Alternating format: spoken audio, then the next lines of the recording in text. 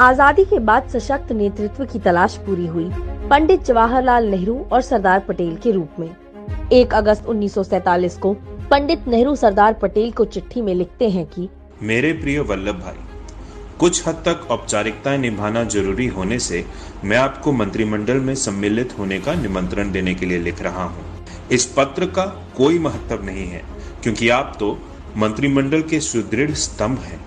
3 अगस्त को जवाब में सरदार पटेल लिखते हैं कि धन्यवाद। एक दूसरे के प्रति हमारा जो अनुराग और प्रेम रहा है तथा लगभग 30 वर्ष की हमारी जो अखंड मित्रता है, उसे देखते हुए औपचारिकता के लिए कोई स्थान नहीं रह जाता।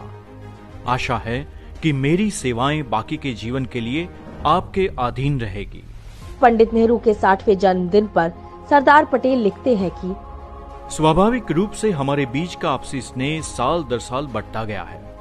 लोगों के लिए ये कल्पना करना भी मुश्किल होगा कि जब हमें एक दूसरे से दूर रहना पड़ता है और समस्याओं को सुलझाने के लिए हम एक दूसरे से सलाह मशवरा नहीं कर पाने की स्थिति में होते हैं, तो हम दोनों को एक दूसरे की कमी कितनी खलती है।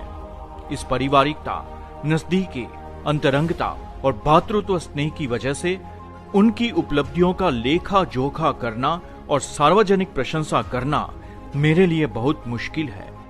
सरदार पटेल की मृत्यु पर पंडित नेहरू कहते हैं कि सरदार का जीवन एक महान गाथा है।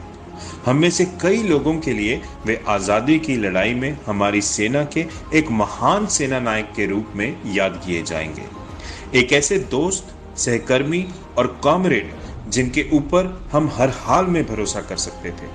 वे एक ऐसे मजबूत दुर्ग की तरह थे जिन्होंने संकट के समय में हम सबके कमजोर और ढुलमुल हृदय में वीरता की भावना भरी। ये सिर्फ नेहरू और पटेल के मजबूत रिश्तों की बानगी भर है। जय हिंद।